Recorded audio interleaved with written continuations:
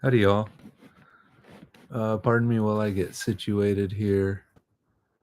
I hope I didn't screw up the chat settings here because it seems like okay, it says live chat is allowed. Anyone can send messages. All right, we should be good. We should be good. All right. Yeah, if anybody's seeing one of these for the first time, my name is Chris, Christopher, whatever the fuck you want to call me, Robinson. I just read stuff I like on YouTube periodically. Tonight, the main event is this is going to be a pleasure. I'll be reading from the new James Nulick novel, Plastic Soul. I love James Nulick. I've got all of his other books up there except for Distemper, which is out of print and basically unobtainable for less than several $100s. So I don't have that one yet. But his others I have all read and love very much.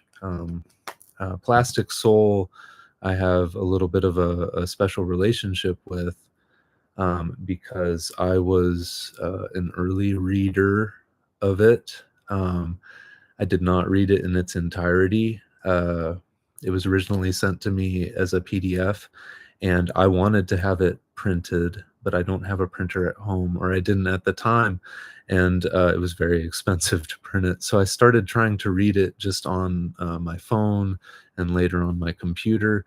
But the writing is so exquisite that I kind of wanted to hold out until I could read it in a physical format. And just last month, wouldn't you know it, Plastic Soul arrived. This is the artist edition with the fancy cover.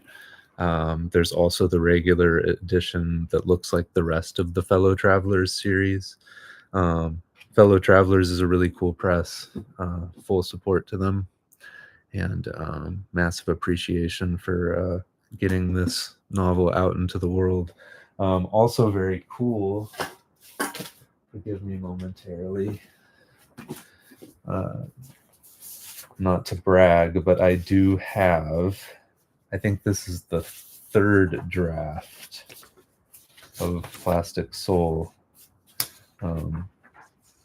Fourth draft, sorry. But I do have it in manuscript also. And yeah. James Nulick is a hell of a writer and a hell of a nice guy. And I'm very honored to have that to go along with the rest of my James Nulick collection. But yeah, that's going to be the main event tonight. Otherwise, I was going to start out with just, I don't know, some opening act stuff, some little short stories or what have you. I like doing that. Hold on just a second. I was ill prepared for this tonight. I was really thrown off when I looked at the clock thinking it was going to be 8:30 and it was already 8:59, and I rushed in here to make this happen in a timely manner. But yeah, so I don't know. I was going to read a few Diane Williams. I was going to read from like the later Diane Williams stuff, which I really love, but I don't think it gets talked about enough. This collection, How High That High. This is, I don't know, the second to last collection. She had another one that came out very recently called I Hear You're Rich, which is great. And I'm still rereading that one on a loop, basically. But this one I've already read on a loop for a long time, and I have my favorites.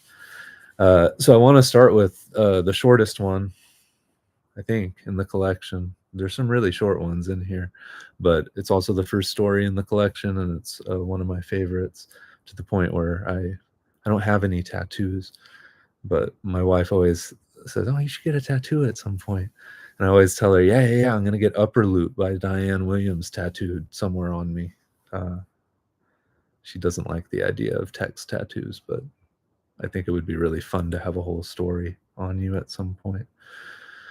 Anyhow, this is Upper Loop by Diane Williams.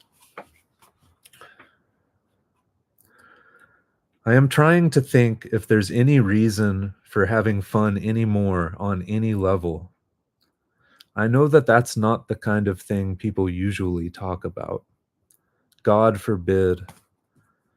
So I scale the roof all the way to the ridge, and I have never had to climb down.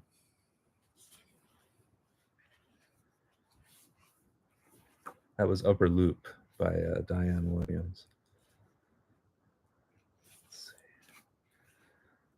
I should have put bookmarks. The problem with this collection is I've got like little tabs all over the place in it.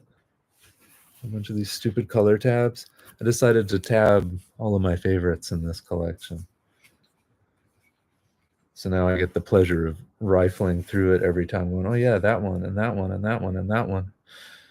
So many. God damn, they're all so great.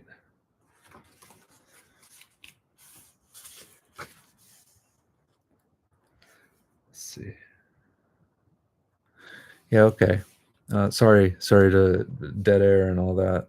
I'm going to read the title story from this collection, which again is How High, That High by Diane Williams. This story is called How High, That High. He had his stick that was used mostly to point at your head if your head wasn't held up proudly. I still like that man, Holger. He had been an orphan. He came up to me once because there was something about how I was moving my feet that wasn't according to the regulations or his expectations. The room was a short, wide room with a short, wide window with plenty of artificial light. On Holger's say-so, the girls stayed seated, and we all crossed the room to ask them to dance and to make a bow. I have never doubted the logic of it, but I was surprised I acted swiftly with my hair neatly water-combed, in my suit and my tie. I liked her, the girl I asked, and she had bread breath from rye bread, my favorite, and my elbow needed to be up, my hand placed between her waist and her shoulder blades. And when the music stopped, I took her back to her spot like a little man of the world with no reason to complain. I returned to the other side of the room to wait until we'd move one place over to ask the next girl in the row to dance. To this day, I keep up my ambition to meet guidelines. Although tonight, to get to where my wife stood, I was probably stepping too quickly. Had I made an irregular gesture, unforeseen? Because she pulled away quite thoroughly. She said, "You always latch on to me when I am about to yawn, and now I can't do it." And she lifted her chin, covered her mouth, and tried again. But after failing, she had that expression I know so well, that she is suffering, as she should, and for a better reason than I ever do. Was she afraid of me? Why isn't she afraid of me? To a great extent, there is great value in her sour face, still capable of awing me, because she was dressed for a gala. Her mouth was painted red. Her eyes were lined in black, her hair curled. What all this reminds me of is a wise saying. Do not use the contents of an unlabeled bottle, even if you think you remember what it contains. One side of her face then seemed about to smile, as if she was also staring at me, smiling at me behind my back, yet nothing was funny. I do not try to argue, reason, or fight back with a person in this state, which is so similar a state to brave, balanced, grand. That was How High by Diane Williams. I'm going to do a couple other choice cuts real quick before the main event. The opening pages of Plastic Soul by James Nulick. Has anybody out there read James Nulick? If you haven't, you should, and you're missing out on some seriously great work. I should have gotten them down. It's too much of a pain now. But I really want to hype this one because it's brand new and I want it to sell a lot because it's beautiful. Which, speaking of, I don't know, are y'all into Diane Williams? Is this all just a pointless endeavor reading these? I don't really care if it is. It's not going to change the fact, and I'm still going to fucking read them. But do y'all care about it? I don't know. I think she's fantastic, and I can and have reread her just over and over and over and over and over and over and over. I have all of her books, and I've read every single thing in them at least goddamn 6 times, 7 times. Some of these I've read just like ridiculous because they lend themselves to that. They're so short. You can, like, if I'm ever in a rut, I'll just like pick up one of her volumes and literally you can open it to a random page and just, it's great. They're just these great little worlds to get lost in for a while.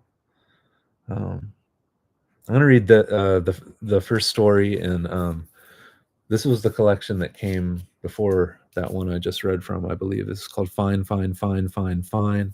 This was published by McSweeney's. I'm going to read the first story in here. It's called Beauty, Love, and Vanity Itself. And it contains what is perhaps... What's up, Malcolm? I'm so glad you're liking Diane Williams. I'm excited to read this one because it contains what on most days I like to say is my favorite sentence. I'll point it out after the story. I don't want to interrupt the flow, but I'll point it out. This is the first story. It's called Beauty, Love, and Vanity Itself. As usual, I'd hung myself... Wow, let me say the words correctly. As usual, I'd hung myself with snappy necklaces, but otherwise had given my appearance no further thought, even though I anticipated the love of a dark person who will be my source of prosperity and emotional pleasure. Mr. Morton arrived about 7 p.m., and I said, "I owe you an explanation." "Excellent," he replied. But when my little explanation was completed, he refused the meal I offered, saying, "You probably don't like the way I drink my soda or how I eat my olives with my fingers." He exited at a good clip, and nothing further developed from that affiliation. The real thing did come along. Bob. Tom spent several days in June with me, and I keep up with books and magazines and go forward on the funny path pursuing my vocation. I also went outside to enjoy the fragrant odor in an Illinois town and kept to the thoroughfare that swerved near the fence where yellow roses on a tawny background are always faded out at the end of the season. I never thought a big cloud hanging in the air would be crooked, but it was up there, gray and deranged. Happily, in the near distance, the fence was making the most of its colonial post caps. And isn't looking into the near distance sometimes so quaint, as if I am re-embarking on a large number of relations or recurrent jealousies? Poolside, at the Marriott courtyard, I was wearing what others may laugh at, the knee-length black swimsuit and the black canvas shoes. But I don't have actual belly fat. That's just my stomach muscles gone slack. I saw 3 women go into the pool, and when they got to the rope, they kept on walking. One woman disappeared. The other 2 flapped their hands. They don't know what the rope is, the lifeguard said. I mean, everybody knows what the rope means. I said, why didn't you tell them? And he said, I don't speak Chinese. I said, they are drowning. And the lifeguard said, you know, I think you're right. Our eyes were on the surface of the water, the wobbling patterns of diagonals. It was a hash, nothing to look at, much like my situation, if you're not going to do anything about it. That was Beauty, Love, and Vanity Itself by Diane Williams. And for the record, the sentence that I single out as possibly being my favorite is happily, in the near distance, the fence was making the most of its colonial post caps. I don't know why I love it so much, but that sentence is just magnificent. And it's offset as its own paragraph in the middle of that page. And the first time I came across it, I just experienced the most unusual and immediate happiness uh, that I had felt in some time. It was like a miniature revelation. And I love that sentence so much. I love the way it sounds. I love personifying a fence post. And I don't know. I just love so, and I love its location after the clouds, which are deranged, crooked and deranged. It's so great. I don't know. Maybe I'm crazy. I'm probably crazy. Um, I don't know. You see, this is the part where like I just want to keep reading Diane Williams forever and just being like, oh yeah, this is another one of my favorites. Oh, here's another one too.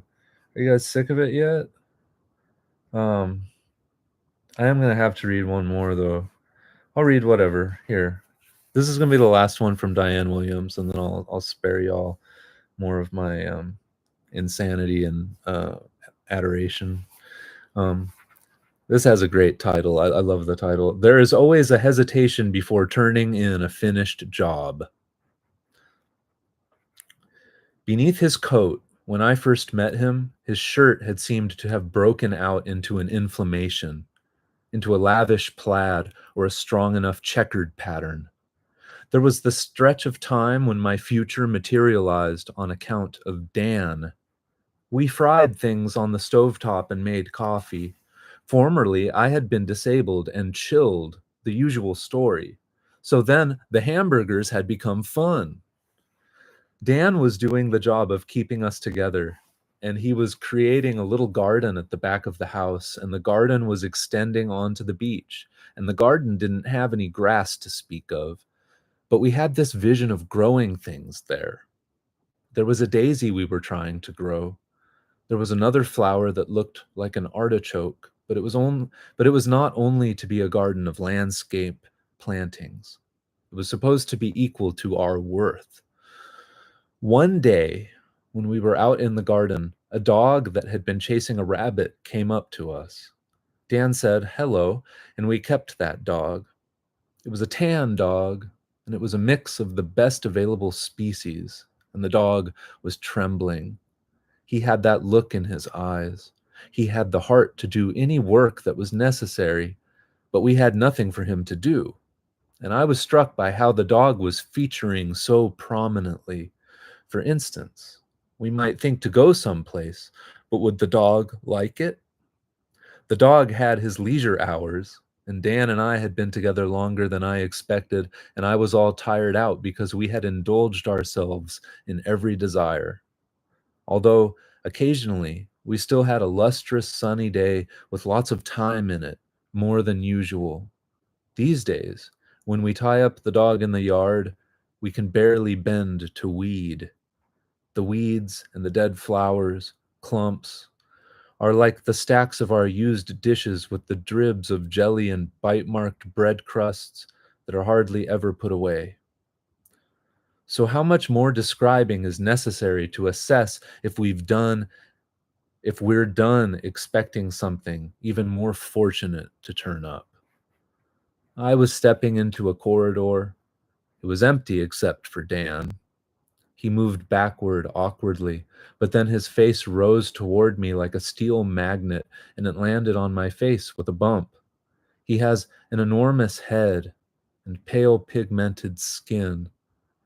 I ran into him again later, and then there was a long, long time without my seeing another human being. And after the last years were over, we were dead. There was always a hesitation before turning in a finished job by Diane Williams from the collection Fine, Fine, Fine, Fine, Fine, available from McSweeney's. That's also in her enormous collected stories, which contains most, but not all. I'm here to tell you, because I have all of the standalone editions, does not have everything, but it is incredibly well curated. I'm just a massive completist, so I need the single volume so I can see, oh, look, here's 2 stories that didn't make the cut into the collected. And, I don't know. I like those stories a lot, so I'm glad to have them. I realize, the damn thing is like 800 some odd pages long. So, maybe you want to take 1 or 2 out just to save yourself another 100 pages or something like that. You know what I mean?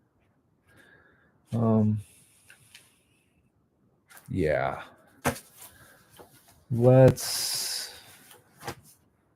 All right, guys, get ready to rock and roll. So, this is Plastic Soul. This is by James Nulick. James Nulick is an author I got into somewhat recently in the scheme of the authors that I really become obsessed with. I don't know. First came across him because he had a book published quite a while ago on a press called Nine Banded Books. They published some of the other pretty transgressive stuff that I'm really a fan of. Like there's an author, New Duce. He's published several of the incredibly controversial Peter Sodos's books. I don't know. It's a really interesting. 13 Girls by Nikita Brotman, which is one of the finest true crime arena books I've ever read. I don't know.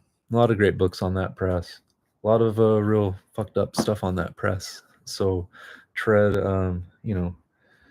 buyer beware or reader beware. But anyway, they published Valencia by James Nulick, which was actually his second novel after Distemper, which I haven't read because it's, like I said, out of print and very expensive.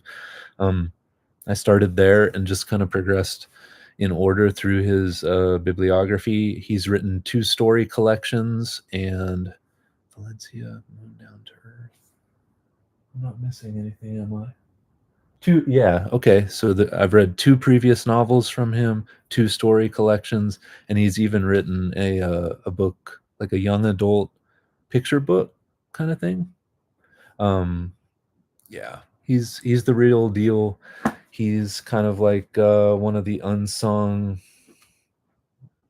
amazing contemporary authors in American, quasi transgressive fiction. It's not particularly transgressive though. I mean, there's you'll find some troubling things in his book, but there's always this warmth about it that makes it so palatable. I feel like there's a lot of fucked up stuff in these books, but I also feel like I could like my mom could read it and not be completely I don't know. It's I don't know. There's just a quality about his work that is, I don't know. I can't get over it. I have yet to get tired of reading James Nulick, and it's a pleasure to read him aloud. I'm incredibly honored that he's allowing me to do this. So thank you, James Nulick. And like I said, if you're interested in purchasing it, which I really hope you will, as well as his other books, this one, his latest, is available on the Fellow Travelers series, which is an incredible press, and they have one of the most remarkable business models I have ever seen. It's too long to explain here, but go over to Fellow Travelers series, look at it. They're they're bringing stuff into print and keeping it in print worldwide, and it's amazing. It's the most innovative small press that I'm possibly seen from like a it's good from a distribution standpoint. It's unbelievable. Like they're really doing the authors like a tremendous service by existing in the way that they do. But with no further ado, these are the opening pages. I don't know how many of them. I'm just going to read until I'm tired, basically, of Plastic Soul, the latest novel by James Nulick. It opens with the epigraph, "The present is only faced in any generation by the artist," Marshall McLuhan. And then this first section is called Mrs. Narcissus, Sylvie Buisson. That's the character's name. It's titled sections. This first section is called The Beekeeper. I've haunted this body for the last 22 years, having abandoned it at age 8. Otto Plath, father of Sylvia, my namesake, was a beekeeper and an etymologist. He was not the devil she made him out to be. He was a pacifist, a melancholy man. Plath left her at 8, not 10, as the poem suggests, and not by choice, death never being something we would choose. If we are being truthful with ourselves, we all want to live forever. Am I saying anything you haven't thought of yourself? I prefer things to be hidden. I am not a lesbian. I have never been very good with boys or men. Their bodies are a mystery, a task I'd rather not begin. Too many protuberances, too many obscene veins, everything out in the open, which is the opposite of me. I prefer things to be hidden, smooth and delicate, a suggestion rather than a proclamation. I am intelligent enough to know my own body. How many can make such a claim? I know what I don't want, and the angular male body is just that.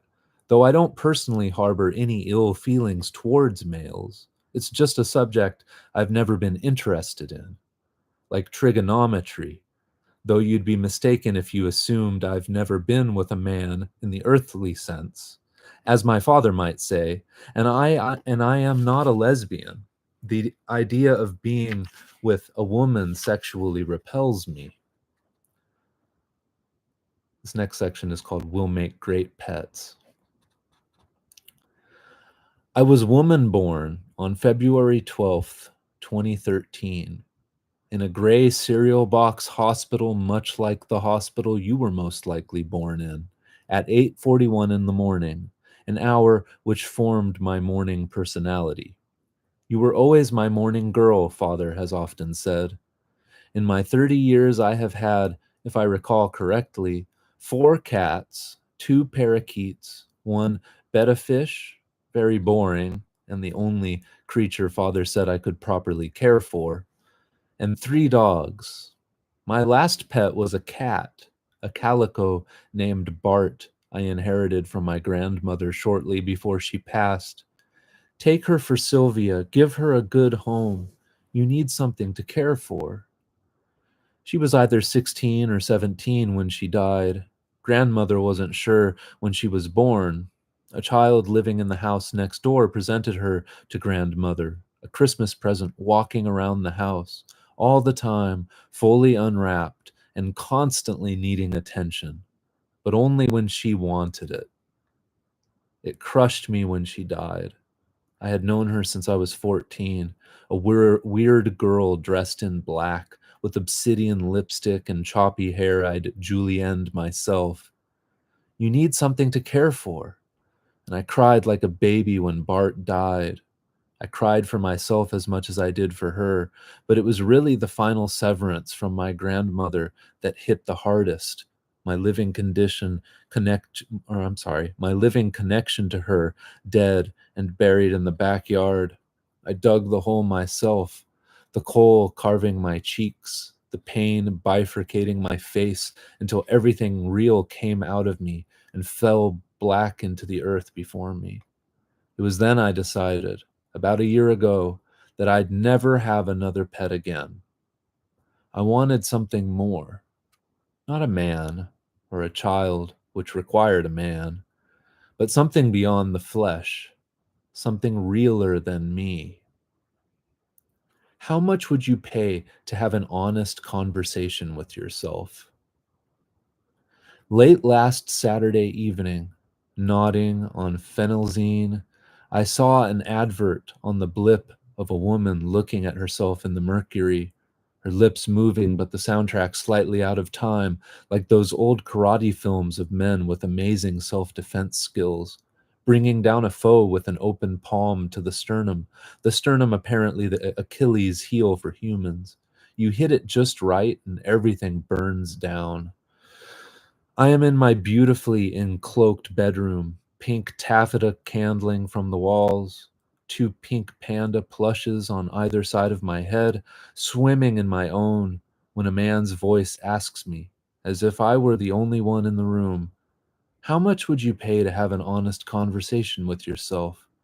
Over the image of the young woman speaking to herself in the mercury, her head tilted slightly forward while her reflection remained almost perfectly still, and it was only after a few brief moments of intense scrutiny did I understand the young woman was sitting across from a perfect living replica of herself, a human copy of herself, though at a somewhat different age, so as to be chatting with a younger version of herself, possibly a teenager.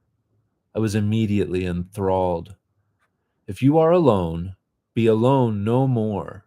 Contact us today. We are Chrysalis, and we are here to help. I pressed the memorize button on the blip with the sweep of my big toe, my nails a luscious orange as thick as the paint on my father's delightfully ticking transport in the garage, eliminating the need for pen or paper, a reminder of futures past, to keep my brain open, nimble, empty. Father, do you mind if I go outside?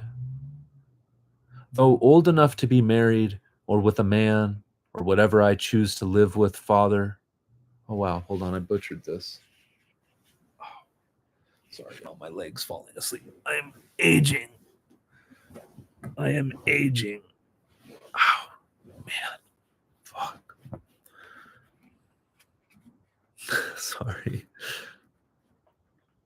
Though old enough to be married or with a man or whatever I choose to live with, Father, who stayed on after Mother left the house for another man, my father's driver. But Father is retired now, and we both live in a very large house left to us by Father's mother's mother, my great-grandmother, who was born here before the wind shifted. I do not mind living with Father. I am 30 and without a child. Miss Clearfield comes Tuesdays and Thursdays to tidy up, as Father says, but either I cook or Father does. We are not alone. There is the wind in the trees, the wasps bobbing like black and yellow darts to and from their gray nest under the eaves outside my window, the ants in the kitchen, guest bathroom, and occasionally the hallway, and the purple cyclamen kissing the foundation of the house, returning each year despite my earnest attempts at ignoring them. The water is on a timer, the lights are on a track, and everything is auto-paid. There is nothing to do but sit with one's thoughts. I perform volunteer work, more out of boredom than necessity. Sorry. The volunteer work I perform is unimportant meaningless, and does absolutely nothing to improve society. And yet, I sometimes wonder if I were to die in the kitchen, or in my bedroom, or in the bathtub, in the bathroom attached to my bedroom, if I were to sink beneath the surface of the water and not return, how long before Miss Clearfield noticed, or father? I am here, in my room, my great-grandmother's portrait just down the hall outside my bedroom door, suspended from wires older than I am. Father had all the portraits of mother removed from the house, at my request, because I didn't want to be reminded, daily, of someone who left me, left us. Let her die with the man she chooses. Let her grow old with someone who is not her flesh. I really don't care. No one has died in this room, to my knowledge, though the house is very old and talks to me constantly when I am alone at night. Father downstairs, safely tucked between two carved doors that remind me of Spain, where animals to be eaten are dried on hooks, naked as the day they were born, as all animals are, though animals in death, as in life, are not ashamed of their nakedness, and therefore more agreeable than the falsity of humans. And father remains downstairs most of the day because it is difficult for him to traverse the stairs, and there is no need, as I always come to him. The upstairs is your realm, my dear. Let's keep it that way. My knees are much too ruined to bother. I appreciate how father neither lies to me nor himself. He is a downcast man, a sad man, with the melancholy of the beekeeper, the dejection of a man who has been abandoned. Mother forgot who she was when she left us. Her once glossy black hair, now clownish orange, falling from her crown like an old mare's mane, tatty and tangled with embarrassment. The affair with the man cheapening everything about her, losing her ability to reason, to think, to read. Her Plath books kept in a box in the garage, unopened for years, or so I imagine. Your mother named you Sylvia, not I, father once said, when I was 8, and I still remember the shock of his unhappiness as he revealed this small piece of history to me. Jennifer is a common name, your mother said, so you become Sylvia, my Sylvie. I did not want this, but fathers rarely get to name their daughters. This next section is called Sexton. I haven't been entirely truthful about owning Plath, as I feel admitting it ties me to mother, whom I hate. Forgive me. 4 volumes gather dust on my nightstand. The Hive and the Honeybee by Dradant and Sons, hardcover, gold cloth, 1975. Bumblebees and Their Ways by Otto Plath, hardcover, blue cloth, 1934. Both beekeeping books given to me by father, and 2 books of poetry, Ariel Restored by Sylvia Plath, unattractive plain white cover, and All My Pretty Ones by Anne Sexton, a purple flower on the cover, a slim, dark, beautiful book that is nearly 100 years old. Plath garnered all the attention, but Sexton was the more talented of the two, darker, funnier, her morose outlook a true inhabitation, whereas Plath wore sadness like a cheap coat she removed once indoors. When I read of Sexton's possible molestation of her daughter, my curiosity was inflamed. How could a woman do such a thing to her daughter?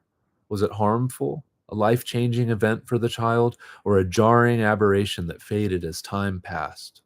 Was there true love between them, an honesty wedged somewhere between the pain?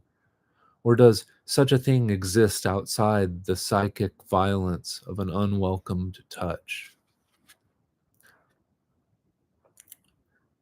Into the city. Father, do you mind if I go outside, take a transport into the city? There was an advert on the blip I'm curious about. Of course not, my dear. Shall I have James come for you? James, my father's occasional driver, his new driver, a homosexual young man with no interest in women or breaking up families. That would be wonderful.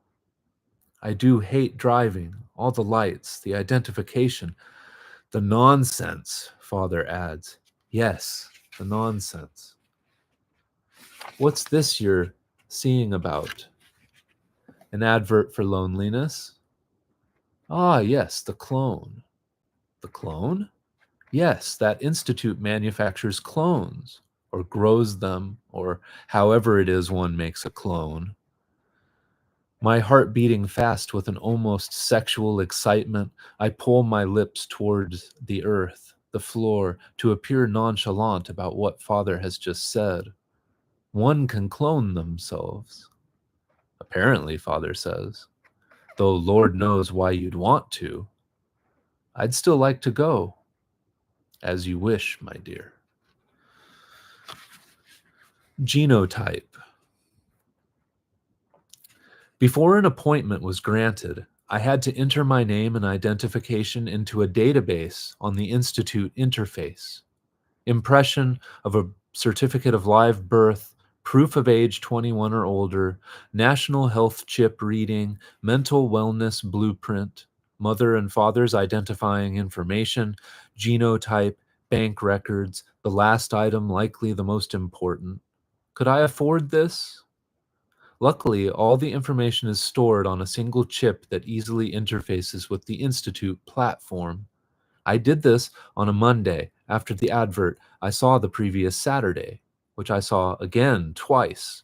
First, the original advert, and then again, though this time a man looking at his son nestled in plexiglass, obviously a duplicate of himself, the advert slowly panning from the single boy cocooned in plexi to an army of identical boys playfully strutting towards the screen, the barbs of their boyhood dangling with menace. How much would you pay to have an honest conversation with yourself?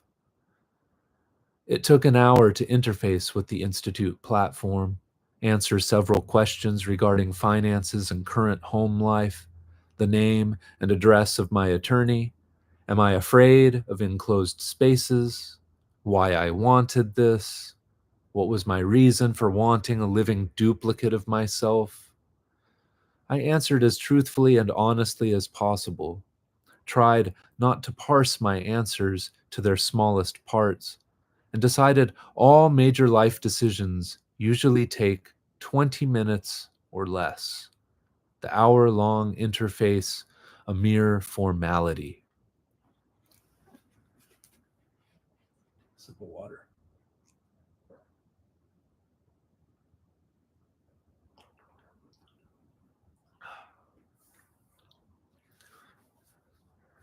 Sorry. All right. James, the driver. James is a cliche, a well-dressed man who drives people who don't like driving. And after the great ban of 2040, a moot point. Only the wealthy move along corridors of trade, Father has said more than once.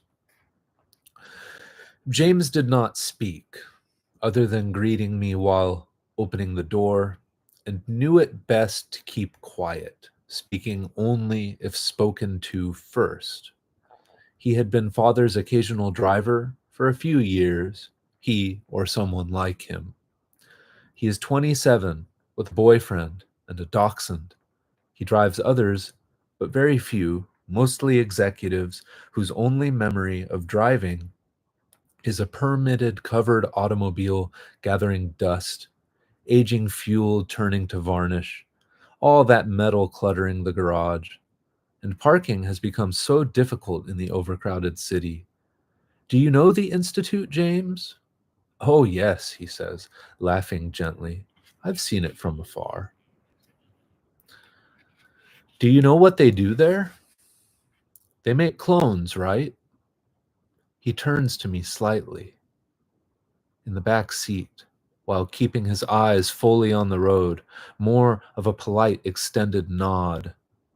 Yes, Father says so. James doesn't ask. per his training, I'm sure. So I offer. I'm going there to see about having a clone made or born, whatever it is they do. I'm tired of being alone, and father is getting old.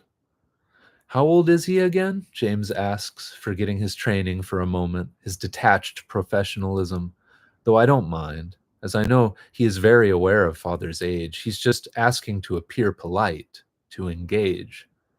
I appreciate the gesture. A handsome young man pretending to be interested in an odd woman's strange way of spending the day. How is your boyfriend? Oh, he's fine. Father is 71, my sentence curling around his, tonguing each other without kissing. Oh, well, that's not very old these days. It's old, I say, laughing, and now James is laughing too. Yes, it is, he says, and would likely have said, yeah, it is, if it weren't for the glass between us, if we lived in the same economic stratosphere, if we weren't tripping over each other's genders in embarrassed silence between words. I am as untouchable as a refrigerated corsage in a plastic clamshell, of which I've blamed mother for years, though I am old enough to know better. That is all behind me now, my head nodding to the crunch of the uniformly milled gravel on the shaded drive to the mouth of the Institute. 1,000 years, or I'm sorry, 1,000 yeses whispering you will finally have someone. They will be comfortingly familiar. You will no longer be alone. What's up, Quentin? Thanks for popping in, man. Morbid architecture. Yeah, this makes too much sense to be Diane Williams. This is James Nulick. This is Plastic Soul. This is his latest novel. These are the opening pages. Yeah, dude, get it in your life, Quentin. James Nulick rules, man. I swear. He's on a few different presses. You can track it all down. It's all still. I think it's all still in print anyway. Valencia is definitely still in print from 9 Banded Books. That's a great starting place. That's where I started with him. And it's not just a great starting place because I started there. It's like chronologically the first one that I was able to get my hands on. And then he's got.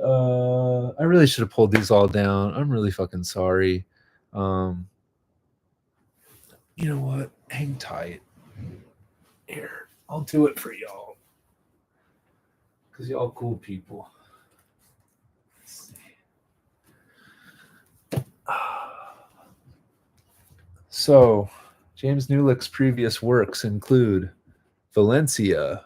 You can find this on 9 Banded Books. The story collection Haunted Girlfriend, which I love that title so much. I mean, how can you not? That's on Expat Press. I think they're all on Expat except for Valencia. Yeah. Then there's The Moon Down to Earth. This is it's a novel. It's a longer novel. This is just a beautiful piece of work. If you don't believe me, go see Chris Villa's video on The Moon Down to Earth. He's talked about it. It's a beautiful book. I haven't finished Plastic Soul yet, but Plastic Soul might top it. I don't know, but damn, The Moon Down to Earth is just a glorious piece of work. And then another story collection, Lazy Eyes, and a lot of the stories, and there's some real creepy ones in here. I really like this collection. It's got some stuff in there that really gets under my skin. And then he did this kind of like YA, I don't know, like illustrated book called Boy Crush. It's very short, but really cool. James just rules, man. And yeah, and we're at the latest, Plastic Soul.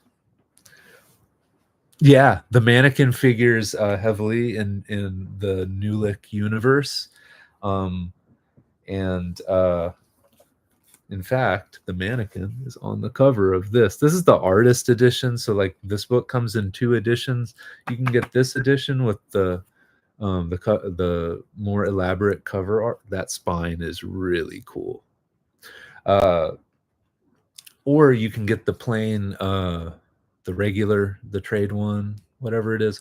They're both available. They're on the same press, Fellow Travelers series. Look them up. Their books are really affordable. They're printed in. They've got like printing setups in like all kinds of countries, like all at least on every continent. So the shipping is generally really reasonable, no matter where you live. Yeah, they do really cool editions. They publish really cool stuff. But yeah, James Nulick, Plastic Soul. Like, yeah, I'm not done with it yet. I can already tell you he's going to be 5 for 5 with me so far. And if I can ever get my hands on Distemper, I'd really like to read that too. But that's his first novel. It's my understanding that he's more or less kind of disowned it.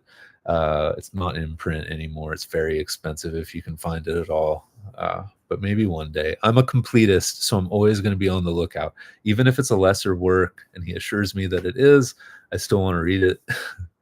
Makes me feel better knowing that writers aren't flawless. I like to read kind of the goof ups sometimes, because otherwise he's now at 3 great novels and 2 great story collections, and he's not getting enough attention. So yeah, major hype for James Nulick. I love his work. I will definitely circle back and read from his previous works in future installments of these live reads, because he's got some wonderful short stories, and there's parts of Valencia that I love reading aloud. So yeah, there's definitely going to be more Nulick content. I just have to hype this one because it's the newest one, and I want to see it sell well. I want to see people reading it. So yeah.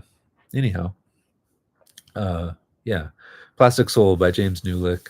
We're in the first section, Mrs. Narcissus. This is introducing the character Sylvie Buissam. She's named for Sylvia Plath. Yeah, you'll see. This, and it's broken up into sections. This is morbid architecture. The offices of the Institute appeared to be a case study house extended by 20,000 square feet, a shimmering crayon box sewn into a loom of willows. When one glanced at the windows, they glanced back, changing colors, their dark eyes knowingly cataloging your loneliness and spoon-feeding it back to you. You can be more than this, their iridescent lenses promised. A young Asian woman greeted me at the door, her body perfectly sculpted by a dress that appeared to be a candy-shelled second skin. Upon closer inspection, a very thin cord, or something like a cord, ran under her dress from her neck to her navel, bisecting her before disappearing into her genital region. My eyes lingered on her mound of Venus a moment longer, transfixed, a cellophaned durian I longed to touch. What was it? Was she? You'll be with us for approximately 3 hours. Your driver needn't stay. Awakened from her body, I looked into her eyes. Could she tell I was momentarily taken with her body? We have a driver who will take you home. I waved to James, wondering if I'd ever see him again. The doors closed behind me. The greeter and I momentarily vacuum-packed in the foyer. Then the I knew I was going to fuck this word up. Damn it. Nictitating. God. You know, one of these days I'll be pro. Because when you're pro, you can get to words like nictitating and actually pronounce them correctly without stumbling over it. And I practiced that word earlier, so forgive me. I'm going to start this sentence over. The doors closed behind me. The greeter and I momentarily vacuum-packed in the foyer. Then the nictitating membrane of the interior doors opened, swallowing us, the innards of the building colder than I expected. Somewhere in the distance, I couldn't tell if it was above or below me, the constant whirring of machines. Giant sewing machines, the greeter said, laughing, anticipating my unease. My name is Eve. She extended her hand, her flesh warm and convincingly human. Sylvie, I replied, my hand in hers a moment longer. It had been so long since I'd touched another human being's skin. Father didn't count, and James was untouchable, a rare orchid behind smoked glass from beginning to end, his voice extruded through electronic perforations, replicated to sound as if he were right next to me. But humans are so far away, and despite their numbers, so rare. I finally dropped my hand, Eve holding me longer than necessary. Was this a test to see how comfortable I was with touching the other? If so, I had best mind my step. I wanted the adoption process to be as smooth as possible, though I wasn't sure adoption was the correct term for what was happening here. 2035. The waiting room is much warmer. The orange walls plasticated honeycomb, nearly transparent. I see movement behind them, dark shapes temporarily streaking white through orange, like a dirty fingertip dragged across a screen.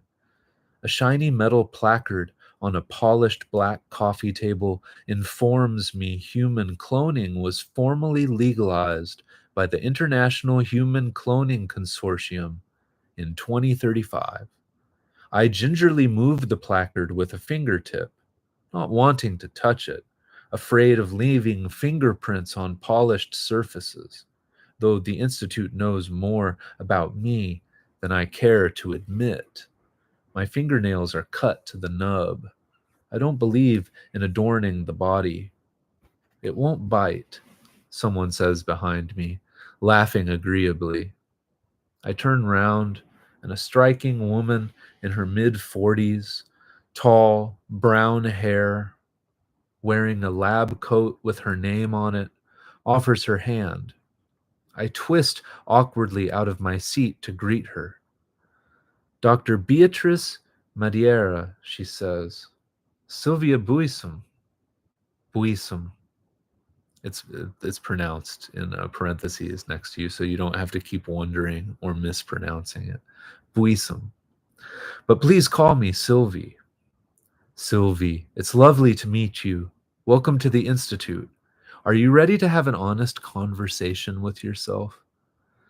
I find the corporate speak a little unsettling, and Dr. Madeira immediately softens the unnaturalness of the situation by palming my shoulder. Shall we retire to my office? When I lag behind her, she stops, as a master would for a dog, waiting for me until we are shoulder to shoulder.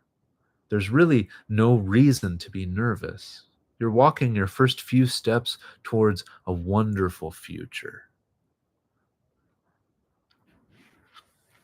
Okay, I'm going to leave it there for now, because from here we start getting really, really, really, he doesn't, shall we say, like, he brings you into this particular world very quickly. And since it's such a new book, I'm just going to read those opening sections and I'm going to leave that there. Hopefully it's tantalizing. Hopefully it makes you want to read more. In subsequent weeks, I will no doubt be returning to sections of this book because I just started it in earnest to read it start to finish instead of reading like sections that I was reading earlier from the previous drafts. So this is like, as of this morning, this is my first trek through the finished product. I'm already quite far into it. I'm on page 143, but there's already, he never tanks it. The books just always get better, and like the endings are always killer, and like leave me like, oh man, it's magnificent shit. So that's the teaser. That's the Plastic Soul teaser. Uh, thank you for listening to me. I'm glad to hear that, Tyler. I really hope you do. It's not expensive. It's readily available. Hit up Fellow Travelers series. You can find James Nulick on Instagram. He's a really nice guy. I think he's got copies to sell because I bought one from him and he was kind enough to sign it. And yeah, he's great. Full support always. I can't wait to see what he does next. I know he spent a lot of time on this novel, so I don't know that he's got another big one coming right away, but yeah, I don't know, perhaps some more short fiction. I'm also very much a fan of his short fiction, so yeah, whatever comes next, I'm gonna read it, and it's probably gonna be killer because he's super high quality across the board. I'll show him again the other books of his you can be on the lookout for. Valencia, very easy to get your hands on. You can get it through the press, 9 Banded Books. You can get it from Amazon. You can get it from wherever. I don't know about the other ones. I have to look into it, but they're on Expat Press. Haunted Girlfriend, which is a story collection. My personal favorite, which may be soon unseated by Plastic Soul, but nevertheless, The Moon Down to Earth, a novel. I've read from this previously on Instagram. I'll read from this again on YouTube. It's a beautiful book. Chris Villa has a video about it. It's very good. Check it out. Also, Lazy Eyes, another story collection. Some really, really eerie and unsettling stuff in here. Good around Halloween, or if you ever just need something creepy, kind of get under your skin a little bit. Yeah, I don't know. He's an amazing author. Also, Boy Crush, if you want the this is technically written for teenagers, and it's just so cool that this exists. The mannequin also figures very, very heavily in Boy Crush. Yeah, I don't know. Guys. That's about all I got in me for tonight. I hope you enjoyed the Diane Williams stuff. I hope you enjoyed the James Nulick. I'll do this again next week, either Friday or Saturday. Hopefully Friday. We'll see. But yeah, I'll do this again. And until next time, yeah, please go buy James's book and buy Diane Williams's book. Support these authors. Everything I've read on here so far, for the most part, is great stuff that I don't see read a whole lot, or don't, I don't know, just stuff I want to bring more attention to because I'm obsessed with it. And if I can spread the virus, then I feel like I've done my job. But anyway, thank you all so much for being here and watching this. These are so fun to do, and I'm so glad to be doing them on YouTube because now I know at least they sound halfway decent. And I apologize for my not so great webcam, but whatever. You don't need to look at me while I do this. I really kind of almost hope you don't. Just listen to it like a podcast or something. I don't know. But anyway, thank you all for being here. In the meantime, be safe, and I'll see y'all next week for some more reading. In the meantime, keep reading on your own, and I'd encourage y'all to read it aloud. You can find so much that the brain glosses over on a first pass just by slowing down and reading it aloud. Plus, you get the rhythms and the musicality of the prose, and etc. and etc. and etc. Just treat everything like poetry, because at the end of the day, if it's a great book, it's gonna have at least something of that quality about it. Otherwise, why does it exist as just as a book when it could exist as one of the many other means of, I don't know, narrative expression? Think about that one.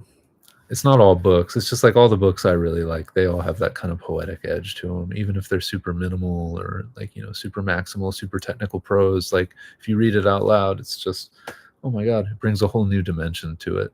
And if you're reading Finnegan's Wake and you're not reading it out loud, you're fucking up.